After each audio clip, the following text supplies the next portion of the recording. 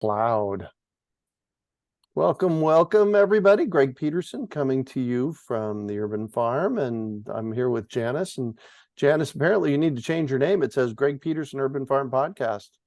Well, Uh, I do try to emulate you in many ways, oh, there you go. But you're so much smarter than I am. only in some ways. There you go. So tonight we're going to be talking about ways to kill your fruit trees, and I throw this title out here on purpose. So about 15 years ago, I started giving a class why we need to stop recycling. And it's more true than it is ever today. But I put these titles out there to get people's attention. So do I really think we need to stop recycling? No, but it's the last thing we need to be doing. We need to reduce and reuse first. So that's that whole reasoning there. And do we really want to kill our fruit trees? No, but you need to see what people are doing to kill their trees so that you don't do that. Well, they're really good lessons to learn when somebody else makes a mistake, because then they make a mistake and you Right? don't have to. Yeah. Yeah. I'm going to throw this out there right up front, and Janis will have a link for me on this. Garden consults. Got it. I had a lady maybe 5, 6, 7 years ago that came and did a garden consult with me. And now Ray does garden consults, Janis does garden consults, and I do garden consults. And you can learn so much about what's going on in your yard by getting a garden consult, getting somebody else's eyes on it. So basically, when we got done with our garden consult, she said to me, "Oh my gosh, I wish I would have done this before I spent $1,000 on trees that I killed." Oh, heartbreaking. Yeah, it is. So Heartbreaking. we do have garden consults, and the link is in the chat box. And Janis, you'll need to share that with everybody. It is theurbanfarm.as.me. Again, theurbanfarm.as.me. Yeah. And you're putting that back in the chat box, Mhm. right? All right, cool. And Mary says, the heat killed my fruit trees in Phoenix this summer. Sorry about that. And you might learn a few things tonight that'll help with that. We have found that the people that are explicitly following our directions, and tonight you'll see what not to do and how to fix that. Our next class next week is planting, watering, and fertilizing, I believe. And you'll definitely want to attend that planting, watering, and fertilizing class as well, because we cover a lot of. We're recording tonight, and tonight will be put into the root camp. Yep. But the next class is planting, watering, or fertilizing your trees, and that's next Wednesday. Yep. And then you have a class that you've created, Janis, on leveling up. Thank you. I was like, it's there somewhere. Leveling up your fruit tree care.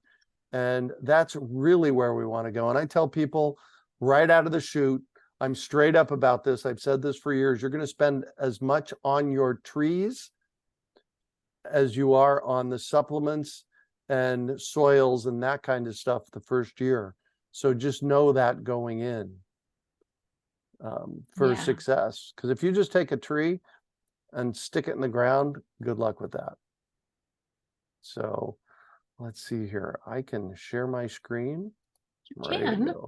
I can. There we go. 3 ways to kill your fruit trees with Farmer Greg and Janis Norton. You need to do the presentation.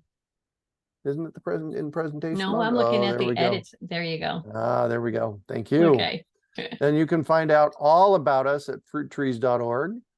And on fruittrees.org, you can sign up for our master course on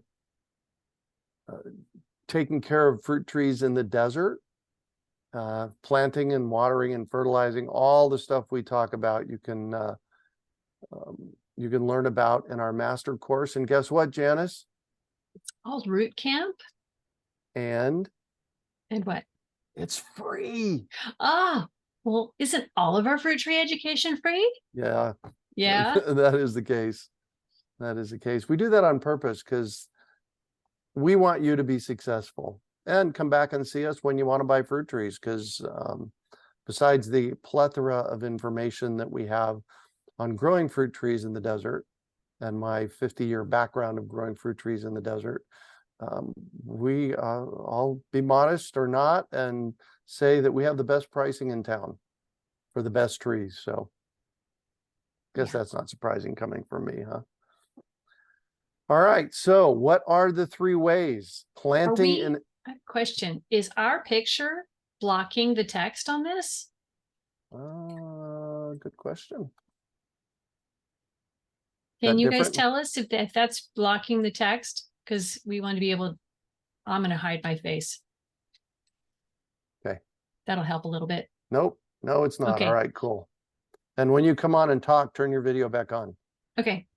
All right, cool. So what are the 3 ways that people preliminarily, is that the right word? Primarily do to kill their trees? They plant in a hot microclimate. I have lots of pictures of dead trees or soon to be dead trees in hot microclimates. So I'll explain that in depth. Planting in a lawn. Huh? Planting in a lawn? It's about competition in the lawn. We'll talk about that. And then watering incorrectly. The good news is that we have solutions for all of this we've developed from over the past 20 plus years. So not to worry, just know going in, this is not what you want to do. So a hot microclimate includes concrete and concrete block walls, sidewalks, driveways, like that. And we live in Phoenix. It's already hot. Yep. If you're going to make it even more concentrated in the area where your fruit tree is, then your tree's not going to survive. What Janis said. So watch out for hot microclimates. And the picture on the left was a fig tree that was put up on a mound in a front yard with one drip emitter. We're going to talk about that in a little while, with one drip emitter coming off of the side. So it didn't stand a chance. And this poor tree on the right, concrete, did it in. There was an attempt there. There we go. Yeah. This tree on the left was a citrus tree that I watched them plant at Arizona State University during my graduate work in 2004, 5, and 6. And I watched it as it slowly, over the course of about 3 months, just gave up the ghost. It just said, I'm done. Gravel is a surefire way to kill your tree. So don't do this. The apple tree on the right didn't make it as well. And then planting in pots or in dirt. Pots are really hard. We get this question at least once a week this time of year. Can I plant in a pot? If you have to plant in a pot, you need to make the pot as big as you can make the pot. So not that pot. That's about a number 10 size pot. You want at least a number 15, or better yet, a 20 or a 25. Than a 15, yeah. Bigger the pot, the better. And then the pot always has to be in the shade. It always has to be in the shade. It won't survive this summer if it's not. And even our springs and our falls here in Arizona, your trees can cook. Yeah, exactly. So you have to shade the pot 100% of the time. Plus they need more watering, and we really just request that you put the trees in the ground. Picture on the right is a solar oven. What I would have done with this one, and you can see the white strips in the background, that's where each of the trees were at. What I would have done with this one is I would have covered that entire backyard with a foot of woody mulch. Just brought in truckload after truckload after truckload of woody mulch.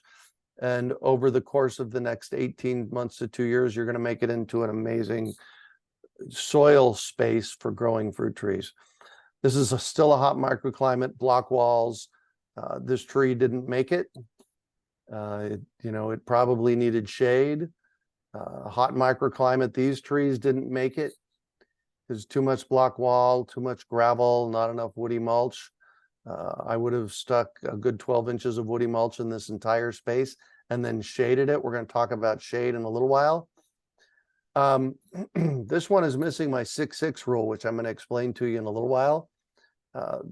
This is not a 6-foot diameter basin, and it's in a very hot microclimate. which includes block wall and gravel. Unfortunately, what you're seeing here is the rootstock coming up. The top part of the tree didn't make it. So this didn't work. So don't do this. Hot microclimate, no western exposure. So these people, and I have to tell you a story as well along with this. This is a western exposure. If you stand against this block wall with your back against it, you're looking west. And I did a garden consult with them. They were trying to plant trees behind the little wall in front of the big wall, right? Yep, that's exactly it. And they kept dying. And it's just too hot. I had a guy maybe 10 years ago buy half a dozen trees from us, went home and planted them, and they died within the first 3 months, and he was livid. And I'm all about working with you and making sure that we set up for success for your fruit trees. Absolutely. And what it finally boiled down to was it was a western exposure just like this. And I finally asked him, I said, does anything grow there? And he said, no. What I suggested for these people to do was to take the wall out and put in, paving around it for the swimming pool. Because you've got to be able to shade this kind of a space. And there's just no way to shade it, plant a shade tree with a pool in the way. No. I love this one. They planted their fruit trees up against the block wall where even Bermuda grass won't grow. So the grass doesn't even want to grow here. So just, pay attention to that. If I was going to plant in this space, I would have come 3 feet off of the wall. First of all, the trees are going to be at least 5 foot in diameter. So that means they're going to reach out 2 or 3 or 4 feet, and they'll go back toward the wall 2 or 3 or 4 feet. But if you're 3 or 4 feet away from the wall at this point, you're going to give them breathing space against the wall. So they're not, just stuck right up against the wall. All right, so that's hot microclimate. Don't do that stuff. Like I said, we have solutions that are coming up. Competition. Don't plant in a lawn. Bermuda grass can outcompete your fruit trees. I've seen it happen over and over and over again. And I'll show you the solution for this in a little while. This is a pro tip. Don't put the string trimmers near your trees. The person that sent this to me asked me if the tree was going to make it. I don't know whether he was kidding or not, but it didn't make it. It got hit with a string trimmer. Go ahead. If you have grass and you're trying to plant your tree in the grass, not only do you have the competition issue for the food, when you're trying to cut the grass and you're using that dang string trimmer, you're whacking the heck out of the tree. Yep. Not good. And there's the competition with water, which we'll talk about. The water becomes a big problem. Yeah. Yeah. And lawns. All right. And then watering incorrectly. If you put one drip emitter next to the tree trunk, it's not enough. It's just not enough. You need, we have drip rings that we sell that have 20 half-gallon per hour drip emitters in them. So if you're on an irrigation system, we'll go on more in that interplanting, watering, and fertilizing class. But yeah, you need to go for the correct watering. Yeah, exactly. In deep water. And then the other thing wrong with this one on the left is they planted it in gravel. Good. Just good luck with that. All right. So what are the solution? I guess that should say, what are the solutions? You need to plant properly and understand soil. You're going to get a quick lesson in that here tonight. Don't skimp on soil and nutrients. Like I said, you're going to spend as much on soil and nutrients the first year as you are on the tree. Plant the tree on the correct depth. Build a basin, my 6-6 rule. Lots and lots of woody mulch, water and feed correctly, and shade your tree and soil. So I have solutions for you for all of these. All right, so let's talk about what is healthy soil, creating healthy soil. There's 5 components to healthy soil. It's dirt, organic matter, water, airspace, and everything that's alive in the soil. The good news is that the solution to fix broken dirt is add lots of organic matter. So dirt is broken down rock. It's got all kinds of micronutrients in it, especially the desert soil. In fact, I have to laugh. Here I am years later laughing about this. I was at one of the local nurseries in Phoenix, maybe 8 years ago, Janis. Mhm. And they had bags of decomposed granite dust for fertilizer. It was like, wow. I asked Raymond about it. Raymond's our general store guy. I asked Raymond about it, and he said, oh yeah, we sell all kinds of that stuff, back when he was working at that nursery. And so if you have granite, I just tell people to build soil right on top of the granite, because it's going to break down eventually into really help with the nutrients in the soil. And there's one caveat. When you're buying soil for your garden beds, for your yard, if you're going to grow things in it, never buy soil products with dirt in it. You have plenty of dirt. You don't need any more. And I mean, unless your dirt is contaminated, you don't need dirt. Yeah, exactly. So healthy soil starts with dirt, but if that's all you got, good luck. Then add organic matter. And this is a picture: mulch versus compost and planting mix. On the left, it's mulch. If you grab a handful of a soil product, and you can recognize more than about 10% of the stuff that's in it, and it's not dirt. If there's sticks and leaves and that kind of stuff, that's mulch. It's not compost or planting mix. The mulch goes in the basins around the tree. The compost and planting mix goes in the planting hole, and you don't ever want to mix them up. All right. And then there's airspace and water. This is just the airspace allows the water to get in, and compacted soil causes a lack of organic matter. It's not good. So by adding lots of organic matter over time, that adds airspace. By letting weeds grow and cutting the weeds off and then letting the roots rot in the ground, that helps the soil, that helps build healthy soil. So you definitely want to have airspace and water. And then there's the soil life. And the soil life is of utmost importance. In our process, we sell mycorrhiza. Mycorrhiza brings a plethora of soil life to the party. And the soil life is called the soil food web. The mycorrhiza is the really tiny, the fungi and the bacteria, the really small stuff that is needed to feed your trees or to help your trees get what they need from the soil. Worm castings will end up having more of the life that you need if you use fresh worm castings. The combination is almost unbeatable. Yeah. Yeah, exactly. All right. So you're going to get this a lot more in our planting, watering, and fertilizing class, but here it is in a nutshell. What goes in the planting hole? You're going to dig a hole 18 inches to 2 feet by 18 inches to 2 feet square. So let's just call it, for our bare root trees, you want to go 2 feet by 2 feet square and a foot deep. You're going to save 40% of the dirt from that hole, put it in the wheelbarrow. You're going to add Farmer Greg's planting mix, a bag of planting mix in the wheelbarrow. Usually it takes a bag and a half to 2 bags. The more, the better. So 60% planting mix, 40% native soil, 2 ounces of mycorrhiza, 2 pounds of azomite, 2 pounds of worm castings, and 2 pounds of organic fertilizer. That all goes in the wheelbarrow. You mix up the wheelbarrow, and then you plant your tree. Now, the 2 ounces of mycorrhiza, 2 pounds of azomite, and 2 pounds of worm castings, we've put that together in our starting amendment mix. We have a single tree, which has exactly that, and we have a multi-tree, which has 3 times that amount. So it covers 3 trees.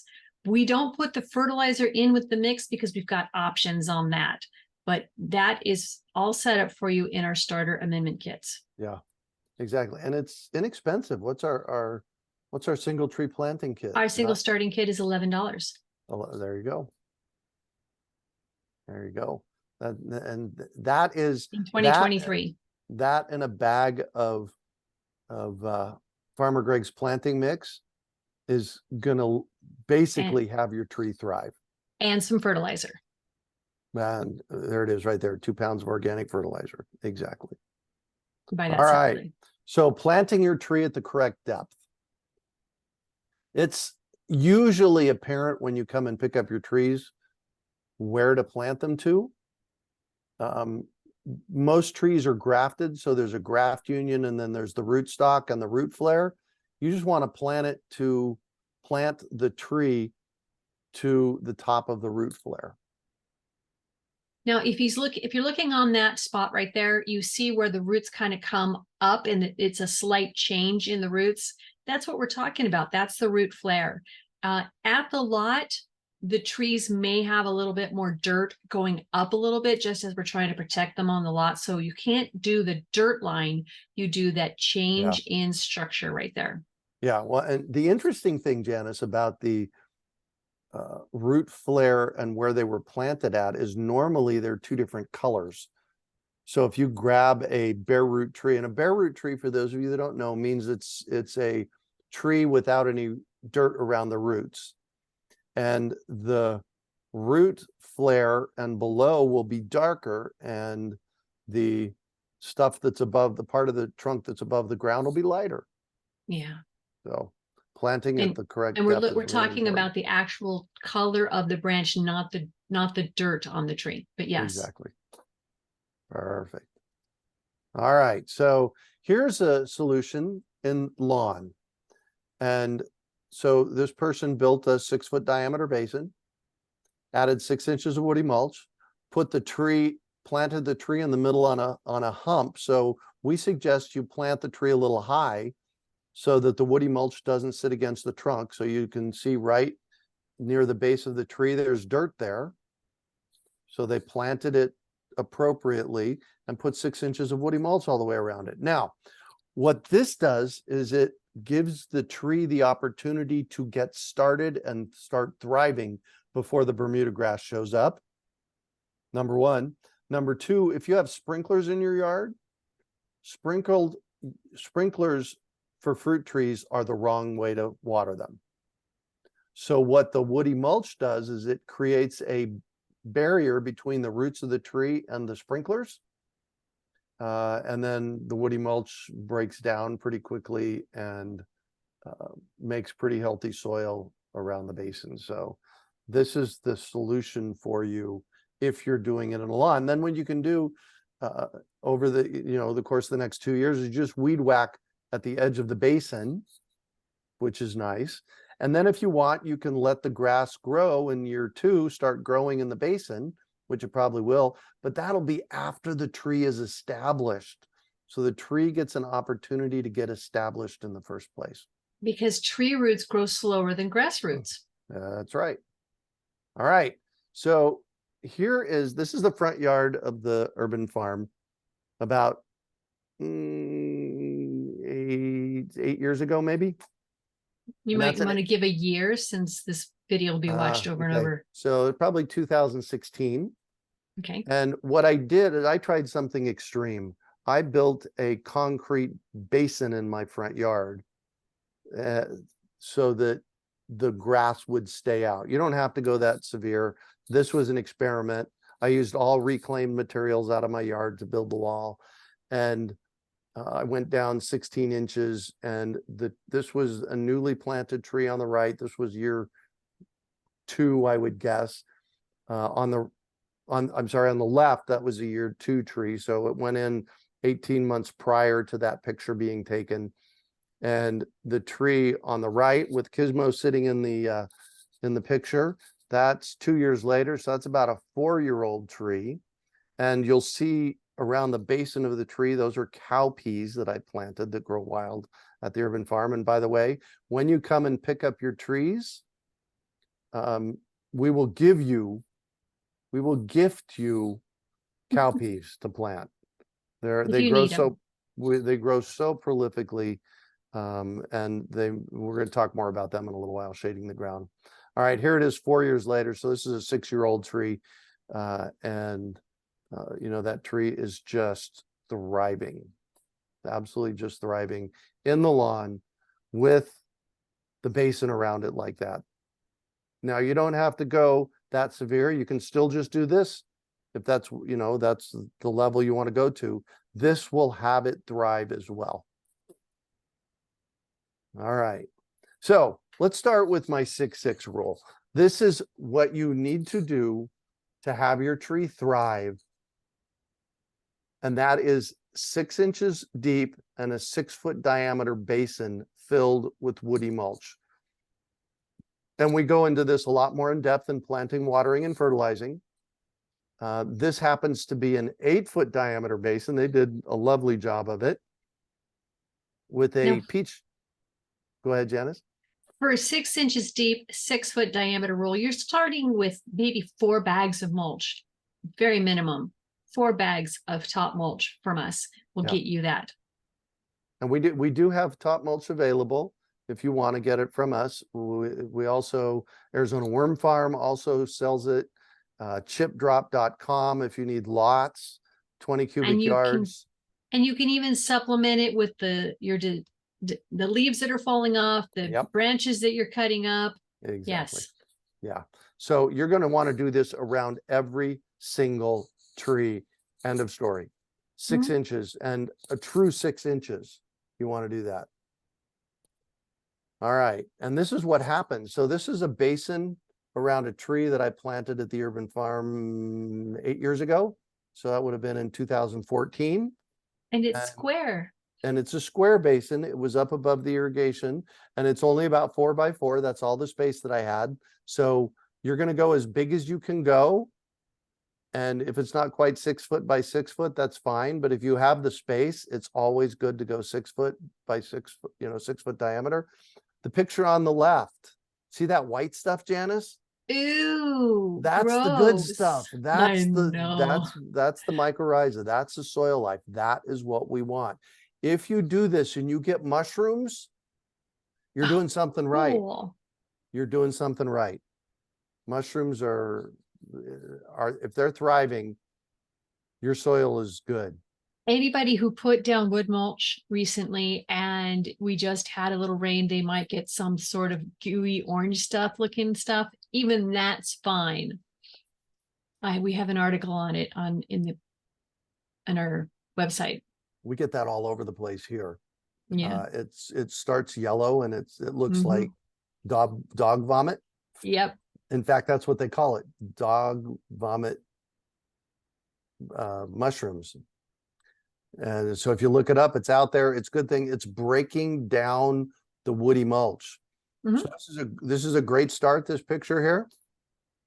A great start. And it just needs some shade, which we're going to talk about here in a little while. What's next? Yeah. Okay. So this is what I'm talking about.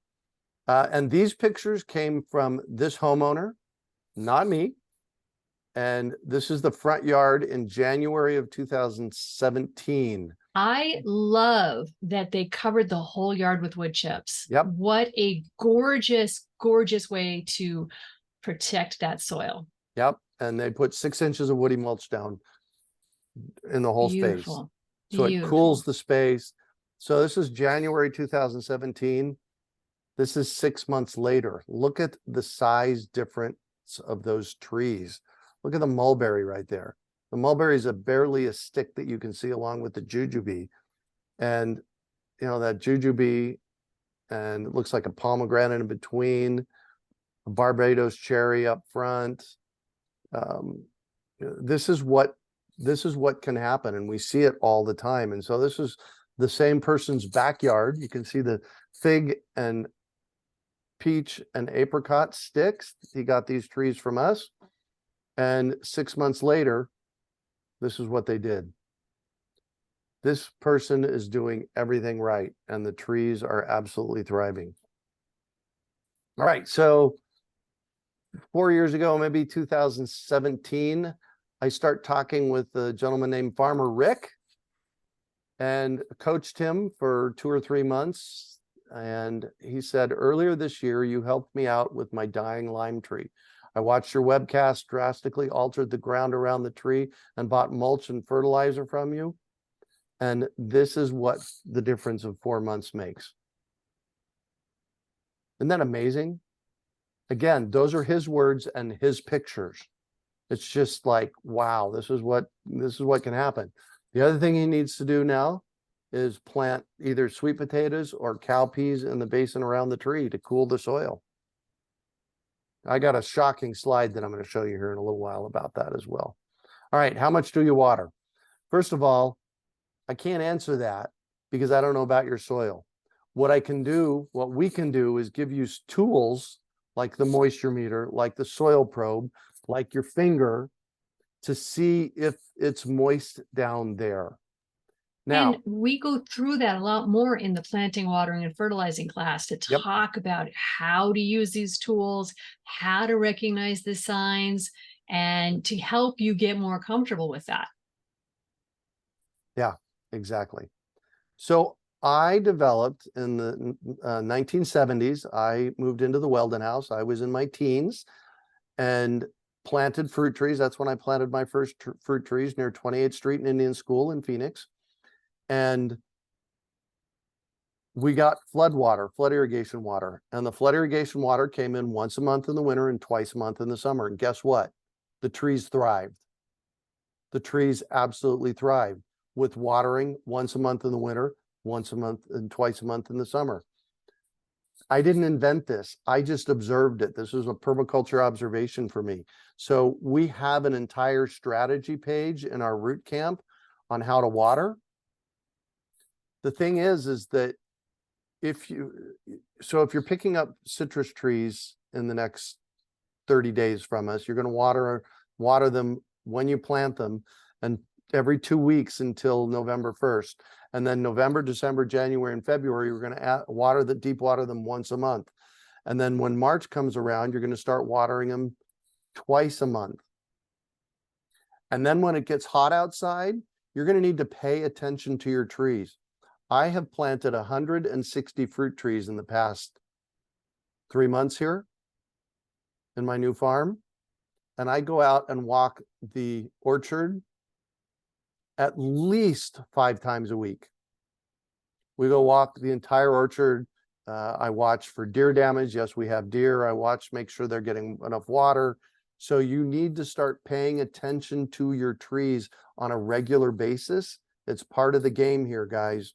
And so when it gets hot, say May 15th, we start getting in the hundreds, and you water on May 15th, you're going to start watching that tree. And on May 22nd, if you're looking at that tree and it's a little droopy, it's time to give it some water.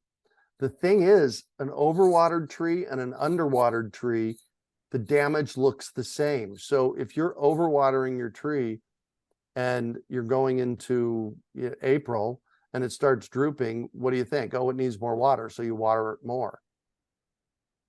Now you're overwatering your tree. So by following my watering methodology, you're not overwatering your tree. And when your tree droops, you know that it's time to water it. You Super start important. learning the language of your tree. Oh, that's so good, Janis. All right, now we're going to talk about shading your tree in the soil.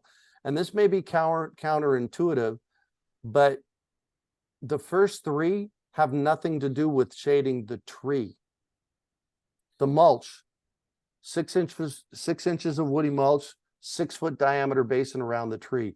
That's going to cool your tree, the soil underneath your tree, and it's going to act like a sponge. Then in that basin, you're going to plant ground cover, whether it be cowpeas that we give you or sweet potatoes that you buy, organic sweet potatoes that you buy in the grocery store, and plant them in March and April. Both the cowpeas and the sweet potatoes get planted in March and April. Thing number 3 to shade your tree: wrap or paint your trunk. And we've recently found a biodynamic tree paste that we may be carrying. That's that stuff that we heard about the other day, Janis. That is We're trying to get it at a price that makes it affordable. Yeah, that is a paste paste. It's like a paint, but it's a paste that you paint on the trunk of your tree, and it puts nutrients through the trunk of the tree and into the tree. The other thing that both of these things do, it's very important that when you look for paint for your tree, you do not just grab something off the shelf at Home Depot. You need to make sure that it's safe for your tree. So Yeah. we have been really reluctant to endorse anything. We've said wrap it. We've had different ways with that. We've been reluctant to endorse anything until we know for sure that it's safe. yeah. And latex paints are, in my world, a no-go. Mhm. And the other thing that tree wrap and tree paint will do is it'll keep out the borers, which is really important as well, because the borers can take down an apricot tree in one season.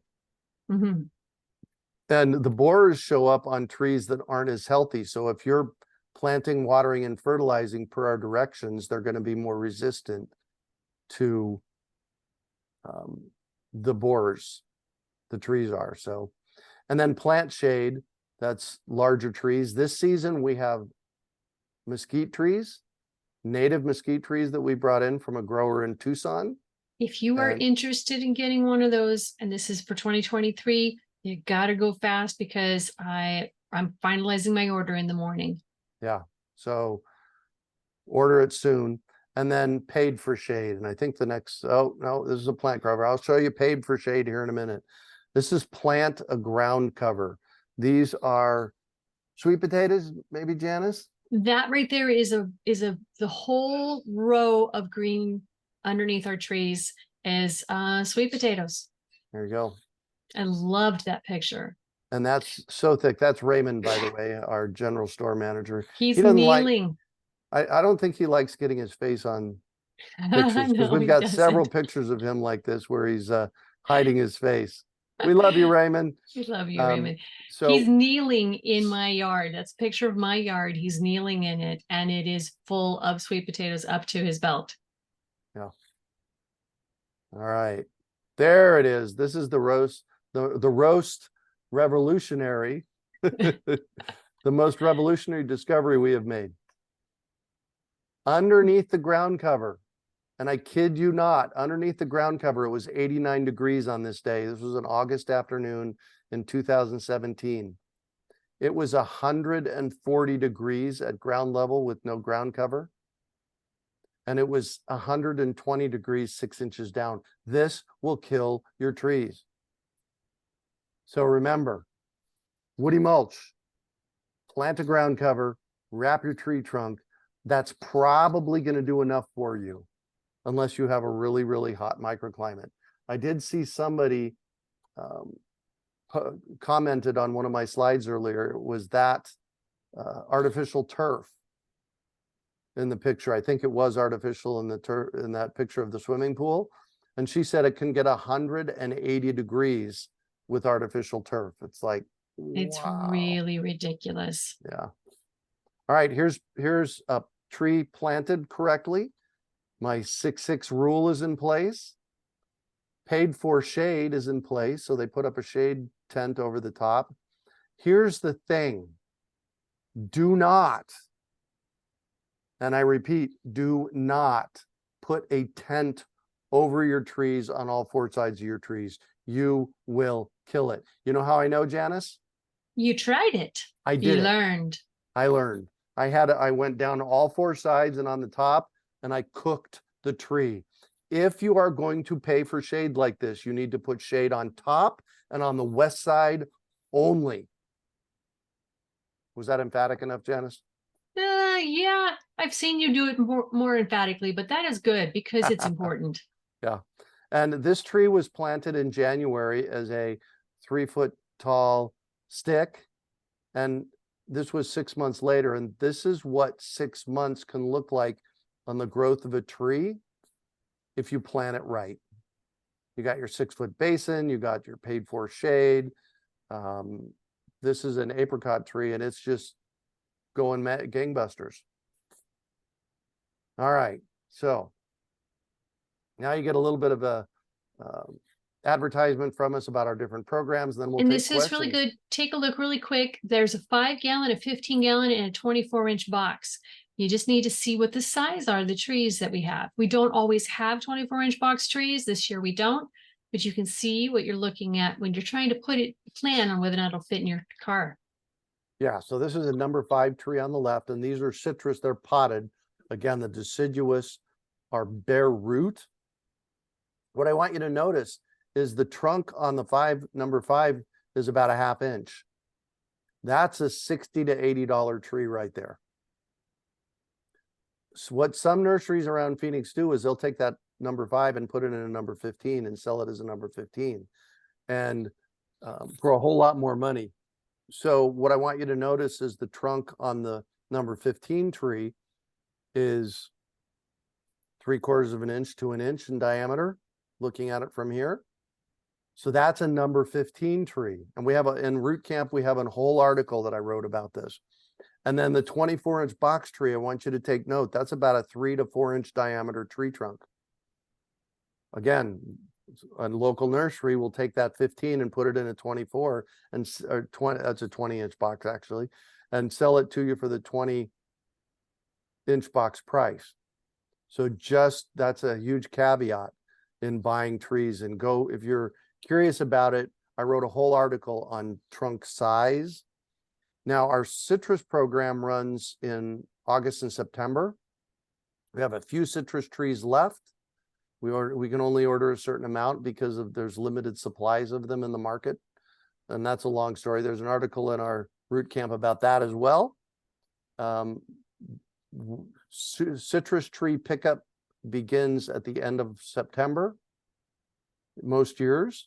So, just check our website for that. And at this point in 2023, it is September 12th. We have a few dozen citrus trees left that you might want to check out if you want some of them. I'd get them tonight or tomorrow. And if you want to just research them, you can go to fruittrees.org and download our citrus catalog. Oh my gosh, that citrus catalog is amazing. Thank you. It is a work of art, Janis. Thank you so much for doing that. All right, so our fruit tree program at fruittrees.org, we bring in trees that we've grown that are proven. We're always doing experiments to see what else works and how to make them work. But our program features trees that if you plant them and do what we tell you to do, they're going to work. In 3 years, you're going to get fruit. And we have early bird specials. The early bird special that ends tonight is if you spend $150, you get a free tree planting kit. If you spend that's our launch party special. Yeah, and that's our launch party special, and it's good through the end of the day today. And if you spend $350 on trees or plants, you get a 50-pound bag of bioflora fertilizer. Thank you. And then if you get really wild and go 1,000, you get a garden consult with me. And you know where that one came from, Janis? Where? Me planting 160 fruit trees this summer. I realized if you're buying a lot of fruit trees, you need some help. You need some help. You need some planting help. It is way different. It really is. Than planting 3 or 5 or 10 trees. So that's why we did that. Yeah, if you're planting, 10 or more trees, it's a different planning process. It is. It is. Been there, done that. Oh yeah. We planted in June, end of June, 105 elderberries and blueberries and raspberries. So berry plants. We've got those planted out at the end of June. I was going to do it at mid-May, and I started planning it and realized that I needed to, you needed help. I needed help, and I needed a lot more soil. I was buying 3 cubic yard totes of soil for this planting process. Yeah, exactly. So our early bird specials are good through the last day of October. And depends on the weekend, where the weekend falls, but it usually ends to the end of October. Yep. There you go. So There's our early bird specials. We have our early bird bundles. You want to tell them about the bundles, Janis? Well, that's our early bird specials. These are our bundles that you can package like 2 apples together that are working well together, 2 apricots, a plum, and a blend. You can choose your regular plum, and you can choose like a Plueri or a Pluot to go with it. 3 peaches. Those are the bundles that we've had for several years because the trees work well together. The peaches are picked so that they're in succession ripening. We've packaged them up. These are very popular sellers, and if you buy them ahead of time, we know what we're selling, and so we're going to give you a discount on it. If we have trees that you really want to be able to buy 3 of them, but they don't fit the bundle, then you can try the perfect pick bundle where you can choose 3 trees. Not all of them are in that, but they are our more popular options. So there's a question from Mary Lynn. What cherries grow in Phoenix? None. 0. Zip. Are Nada. not real cherries. No true cherries will Not any pit success. cherries. Exactly. They do not grow here. We have tried and tried and tried. In fact, the rep from the place where we get our bare root trees from said that it'll be at least a decade before there's a rootstock that will actually survive the heat. It's the rootstock. It's the rootstock. Yeah. So. All right. What's next? All right. What's next? Cool. All right. And if you need some help, and We were just talking about that. we were just talking about that. Go ahead and put that back in the chat box, would you, Janis? It is urbanfarm.as.me. And there's a money back guarantee on this. And in 12 years of doing them, I've never given anybody's money back. It's an epic yard planning session. You will learn so much. Just go check it out, and I just did one today. You did. Absolutely. It was great. Yeah. In the long run, it's going to save you a lot of money. I promise. All right. Yeah, I counseled a lady today. We were talking. She had a great property. She really wanted to put in some orchard and get a bunch of trees. And we said, look, where you're at in the game here, you need to start with certain things. And I told her what we needed to start with and stagger out what she was doing, not do all of it at one time. She was very excited to know that she didn't have to try to plant everything at once. Oh, yeah. All right, cool. Your next steps, take other free classes. That includes planting, watering, and fertilizing. What supplies do you need? Leveling up. If you missed what to know before you buy a tree, grab that one too. Yep. And that's in Root Camp. You want to put a link for Root Camp? What you need to do is you can go to urbanfarm.org events, urbanfarmevents.org, and you can find our event calendar, or urbanfarm.org/events. You'll find our event calendar, and it'll show what live classes are coming up. And we're re-recording these for Root Camp. Yeah. Then if you want to go to Root Camp, go to fruittrees.org. That's just our fruit trees page on our website, and take a class. There will be a link on there for enlisting in Root Camp. We've also had links in several of the emails that we've sent out for enlisting in Root Camp, because Root Camp's where it's at, baby. Yeah, that is a culmination of the last 25 years of work that I've done with videos, with documents.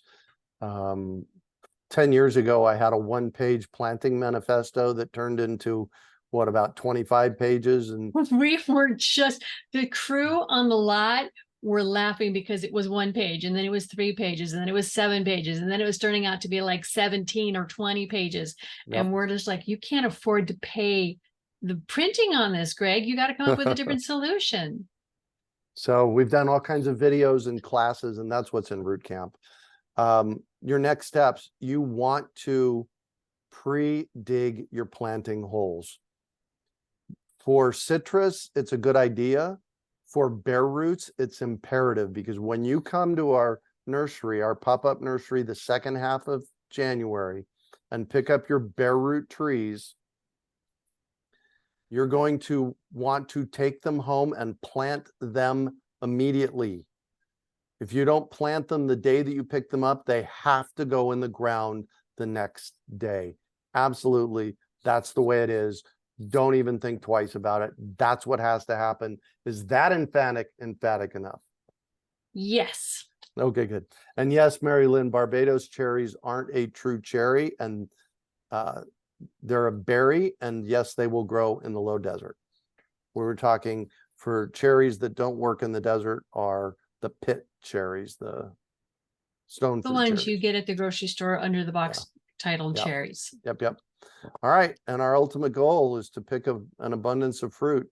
These, so the top left picture, that was a customer of mine from about 5 or 6 years ago. They bought a tree from me, and 2 years later, they sent me that picture and said, "Oh my gosh, Greg, look what happened." Like, yeah. And then the bottom picture was the counter at the urban farm, maybe a decade ago. And those are mid-pride peaches and Anna apples. How I know that is because the Anna apples and the mid-pride peaches ripen at the same time. I will tell you, tonight we focused on what not to do and some of the basics that you can do to prevent the big mistakes that people do to kill their tree. Yep. In our other classes, we will go in further in depth on some planting techniques, on some watering tips. We will show or discuss how you can prepare your soil to make it even better for your trees to start out in. We have a lot of information. We give it to you freely. Just share is our motto. But tonight's class was focused on what the biggest mistakes are and how to avoid them. Yeah. And I have a request for everybody that's here tonight. Please share the email about our stuff with your friends. Please. Yeah, it would be really great if everybody out there, it would help us a lot if you shared the email about our stuff, our fruit trees, our fruit tree classes with at least one friend. Tell a friend. If you want to go with rock star status, share with 10 people. Oh. But share with, I have been growing fruit trees in the desert in Phoenix since 1975. I've made all the mistakes, and that's what I share here. And I share it, as you know, as you can see, I share it freely. So for those of you that are asking questions, please don't put them in the chat. Put them in the Q&A box. That would be great. It's harder to track them in the chat box. Don wants to know, do these tips work on other climate zones like zone 5? Yeah, Don, I am learning. I am in zone 6 where I'm at here in Asheville. So good question. I have no idea. Definitely the planting methodologies will work. That, in fact, I'm so excited about this. I'm teaching my first class next Saturday here in Asheville, live at a nursery on how to plant fruit trees. So good. I'm excited to get you going over there. Mary Lynn wants to know if I'm going to be in Phoenix for the citrus pickup. I'm not. But I have some exciting news. I will be in Phoenix at the end of October for the Great American Seed Up. Y'all need to go out and check this and share this one too. GreatAmericanSeedUp.org. But I have other exciting news. Shall we share it, Janis? Yes, but you need to close your chat window for a moment. Why? Because you keep answering the chat questions and not the Q&A questions. There you go. We will actually be doing a live tour of the urban farm the first Friday and Saturday of November. I have been in communication nonstop with the people that bought the place from me. They're rock stars, and they have given us the go-ahead to actually do a tour at the urban farm. That'll be the first Friday of November and the first Saturday of November. So if you're in Phoenix, you definitely want to come and take that. All right. SJ says, can I pick up the soil amendments when I pick up my trees? Absolutely. We will have them in spades for you. You can pre-order now, and we'll just put the orders together. Or if you want to wait till you get to the lot, you can ask us questions and we can take an order there as well. Yep, exactly.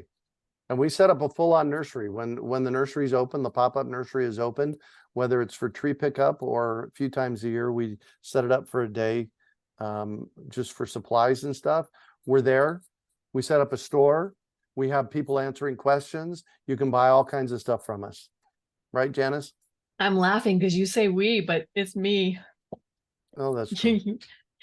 I'm like, SJ, we will have in the next couple of weeks, we will have a sign up page for the tour of the urban farm. Yeah, we're So getting on. it's We're not working on that. made yet, but it's, Doc Farmer says, how often do you add mycorrhiza and worm castings after planting? Two different questions. Let's Yep. talk about mycorrhiza. Mycorrhiza does not need to be added to a existing tree or plant because the root zone is already creating it, unless that tree is under stress or having some sort of an issue. Then you're going to put mycorrhiza in the soil zone around the outers, the growing zone. Don't put it next to the trunk. Put it next to the drip line of the trees, because that's the feeder root zone. You're going to put it, you can get it down into the roots, or you can water it in. That'll work. yeah. And then worm castings. Hold on. You want to work the mycorrhiza in. And if you have a tree that didn't get mycorrhiza when you planted it, you can definitely add it, but you add mycorrhiza once. Yeah. In most times you don't need to supplement it, because mycorrhiza is the bacteria and the fungi that attach to the roots and survives. It creates a symbiosis of processes.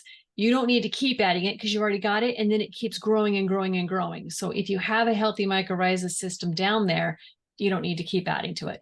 Worm castings, however, do get used up. So you're going to add those 4 times a year. What days, Greg? Valentine's Day, Tax Day, Memorial Day, and Labor Day. Right. And it's on our fruit tree nutrition schedule too. And there's also soil life in the worm castings. True. Big time. Doc Farmer also wants to know, how close to this tree stem do you put top mulch? You do not. You plant the tree, and we cover this in planting, watering, and fertilizing. We have graphics on this, but you plant the tree on a mound and put the woody answer mulch. Jeff's question at the same time. How high do you make the mound? I usually bring the mound up to ground level. So if you're going down 6 inches, So it'll be about 6 inches. Well, it'll be ground level. So if you're digging a round basin down into a lawn, you put the root flare at ground level. If you are using gravel, if you're in a gravel area and you rake back the gravel and therefore raising the soil level up, you put the fruit tree level with the basin around the tree. Now, if you dig too deep and you have all this new material in the hole, then your tree can sink. So that's why Greg's saying only go down a foot to maybe 18 inches if you have a tree with a nice long taproot.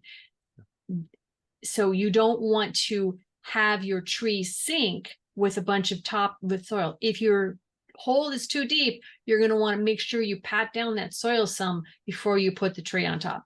Yeah. We'll talk about that more in another class. That's why we only go a foot deep. Yeah. SJ says, the only spot I have open in my yard is near the wall. I plan on putting my orange tree in there as the yard is already full. Yay, SJ. Can I do something to cover the wall so the tree doesn't get that much reflected heat? Sure. Yes. You can put shade cloth on the wall. You can do what I did at the urban farm, as I used old fence panels and rebuilt it and posted it to the wall. So it was block wall and then wood. I just put a simple lattice work on mine and let my sweet potatoes grow up. It looked really beautiful and ended up having to come down. But by the time it needed to come, because it did degrade over time, but the trees were all nice and big. Yeah, exactly. Becky wants to know, hey, Becky, it's nice to see you here. Thanks for being here yet again. She's been coming around for ages. Do you wrap the trees again when the original wrap disintegrates? It depends. And what it depends on is the tree shading itself or not? And if it's an apricot or a peach, it's always good to wrap it to keep the borers out. Yeah, as well. Lynn says, what is the link to access these recordings and all the tree information you mentioned? Root Camp. Yeah. Okay, so this is a tree chat. We do have other chats. We're posting this class during a tree chat. But because this is a special class, we are going to save this recording, do our mismatch patching that we need to do at the end, and then we're going to put it in Root Camp. And you can sign in on Root Camp. You can enlist for it. It's where all of our other courses are hosted, but this one's free. And then just look for it. We're going to put it in the Right now. You're putting it in there right now? Yep, it's there. There's the link to Root Camp. If you just go to the link is there. fruittrees.org, yeah, the link is there in the chat.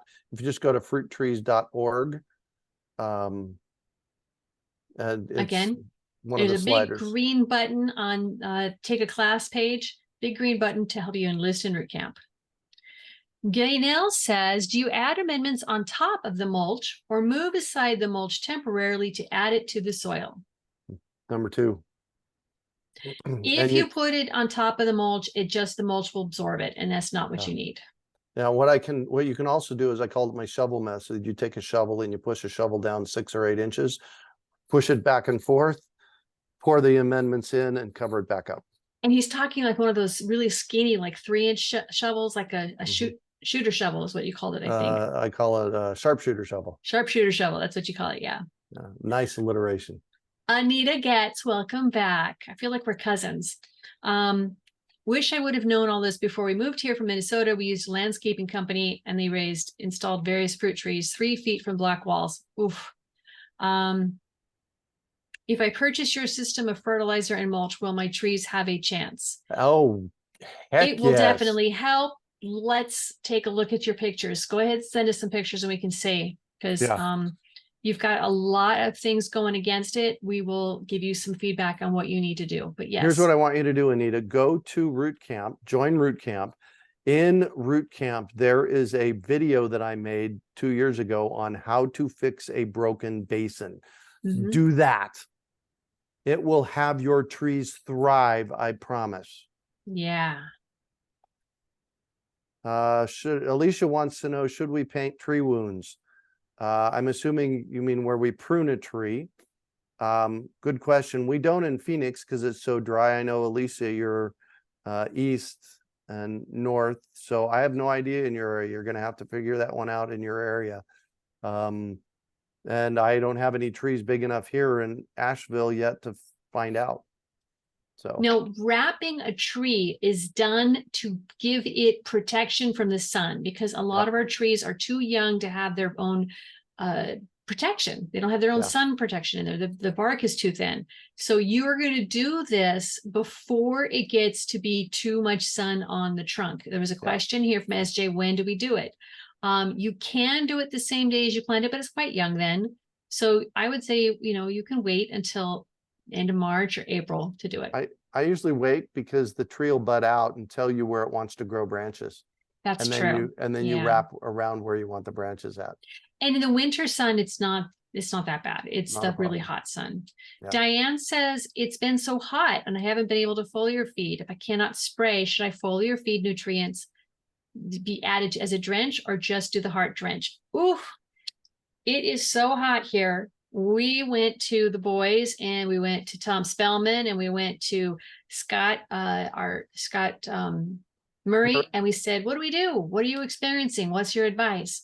And basically we came up with a new plan for during these super hot days, is to do heart drench and then offset it 2 weeks later with a soul and essence drench. And then 2 weeks later, do a heart drench. So you're going to be watering about every 10 days or so. And with those, you're going to go ahead and give them some nutrients during this heat that we have, this extreme heat. And it's going to be heart 1 week, soul and essence the other time, and then heart, and then soul and essence. So what these are, for those of you that don't know, these are liquid fertilizers. And a drench means you take a 5-gallon bucket of water and you add a certain amount to the bucket of water and you pour it in the basin around the tree, the drench part. So you're getting nutrients to them that way. Yes. Excellent question, Diane, because so many people are running into this question and they worry about it's too hot, because you're not supposed to foliar feed when it's hot. because it's just wasting it and it's going to hurt the tree. Foliar good feeding, point. for those of you who don't know that, we have a whole class on foliar fertigation, which is drench feeding. Foliar is where you actually spray it on the leaves in the trunk of the tree, and it helps so much, especially when we get hot summers like this. Yeah. Especially Yeah. when we got hot summers like this. It was nice. It's nice to see you here, Diane. I know she's been around for our other classes and was a longtime friend of the urban farm. I'll get to see her in a Um, few weeks, I think. Megan says, can you top dress Myco if you forget? Yes, you can top dress it, but I would work it into the soil. I'd pull back the woody mulch and top dress it on the soil rather than the woody mulch. And work it in, and then make sure you water, because the mica wants to get into the soil. Well, I think that's all Wow. our questions tonight. All right, good, because it's time for me to go watch America's Got Talent. We've my got favorite talent show. here in our classroom too. There We've you got go. people who are going to be future orchardists. Yes, yes. All right. For those of you, this is 2023, the middle of September. We have a few citrus trees left over. Get your citrus tree order in, and we'll And see if you soon. already have your citrus tree order in, go check your emails, because if you haven't made an appointment for pickup, it's time to make those. Yep. All right, guys. Thank you. Miss See you in the Janis. next Good work. class. Bye, Good to guys. see you again, Greg. Bye. Bye.